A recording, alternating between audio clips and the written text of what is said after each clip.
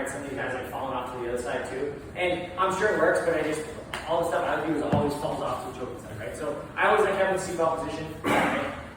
The back is only dominant if I really make use of it, right? It does me no good just being on the lady's back if I can move around.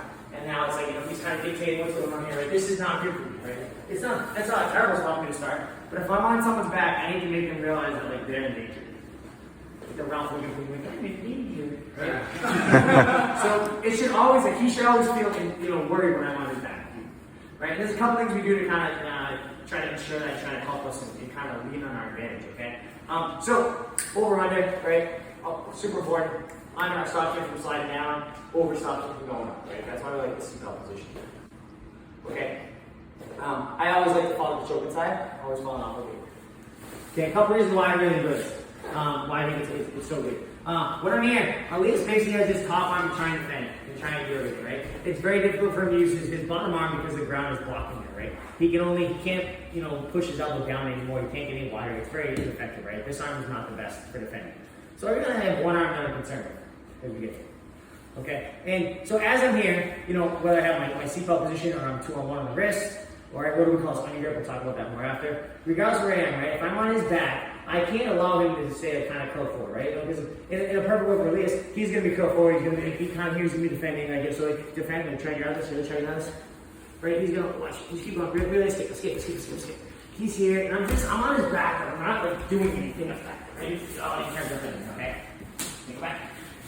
So instead, this time, what I'm going to do is, as I do this, I'm going to really stretch him out, right? It does me no good to be on his back if I'm not making use of it, you know, taking the advantage here, right? The advantage here is that I can really drive my hips at him. I'm going to curl my heels back, drive my hips forward, pull the shoulders back. Okay, I'm like arching backwards. He always wants to be in like an defensive, like almost in a fetal position. He wants to be curled. He feels pretty comfortable here.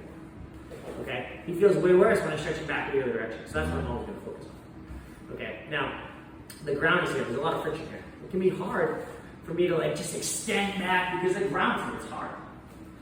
Okay, so I'm going to do it the best I can to extend back and pull back. But I'm going to use my elbow that's around his neck, the choking arm, and kind of hop and push myself off the ground. Like I can lift myself off the ground. Okay, so what's going to happen here is I'm going to lift off the ground and push off my elbow, and I'm going to like pull him back. I'm almost like kind of an asshole a little bit. I'm going to like jerk him backwards and pull him off, right? Because when we're like this, the friction's here. He does not have, his arm is not very effective at like, you know, kind of like pushing me off the ground, right? Because I'm like hanging out of his back, it's hard, right? But I can kind of lift off him and I'm going to drag him backwards.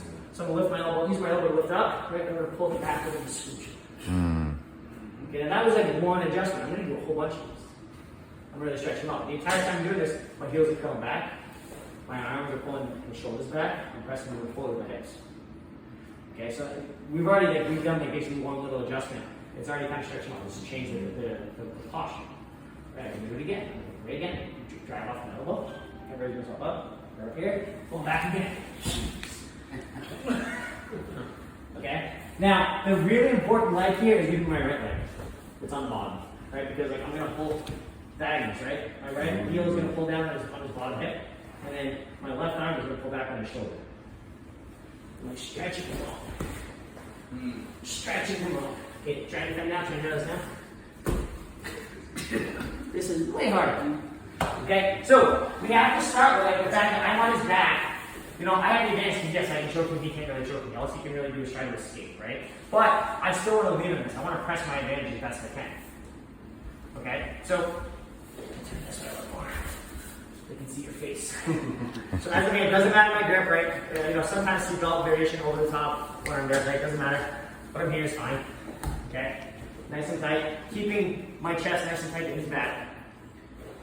Pushing off my elbow, like right the way up. I rise up and I pull him off.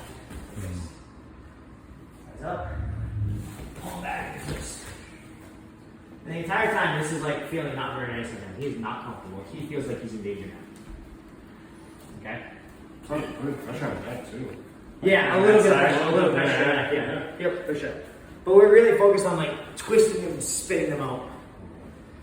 Okay. Now it's like for him trying to defend, like now his right arm is really not that effective, and this is the only arm he has. So like there's a lot of things we can do as far as like trapping, right? Sometimes we do a trap here, we'll talk about that more after, but there's a lot of these we do. But it starts off with like kind of stretching them out. So let's just do for a couple minutes, let's just stretch it out. So we're just gonna start here. You're gonna let your body get here, fall off the choking side. Boom, okay? You can be wherever you want. Sometimes I'm on the wrist, sometimes I'm on the seatbelt right here. But whatever you want to be is fine.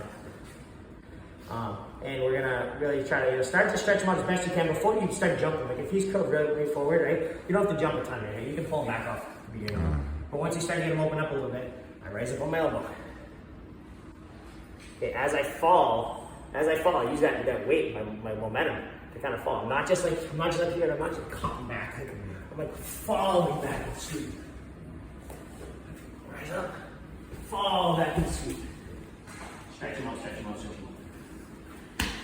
Okay, and just focus on that part right now, and we'll add on to this. We'll just a little faster now. The hand part is kind of like a way to kind of just, I want to make sure I move out that part, but I know I'll be able to see this part right. Questions? Yes. Yeah, where's the pressure of the top leg in terms of... It's there, but it's not doing a ton. Okay, just kind of depends on what they're doing. And I'm still going to have this hook in, right? I can still do it. When I was just here, I can still stretch them out pretty effectively here, but of course I'm not going to try to keep the hook in. But even when I was just here, like if I were here, I can still do this just the same. It's really about the bottom hook. Okay. But for right now, it's going to keep both hooks in. But it would be fine here. I'm stretching them out, stretching them out, stretching them out. Good question. Yes? This may be a dumb question. No dumb question. Do we need to be concerned about our head position as we're moving our back? Not a ton. So, because as I'm here, right, my hands are locked up together, right? My head is kind of like what's going to be like the driving factor. Like I'm pulling myself like backwards, like I'm backwards. I'm stretching it back. So I don't really care that my head's here versus here. It can be back a little bit, so it's fine. If I want to stay here, it's okay. But you don't have to. You can be stretched out a little bit. We've been trying to really stretch them out. I want him to feel like he's coming. I don't want him to be like, oh, okay. Like, when people get my back, if they're not stretching me out, I feel completely comfortable the entire time.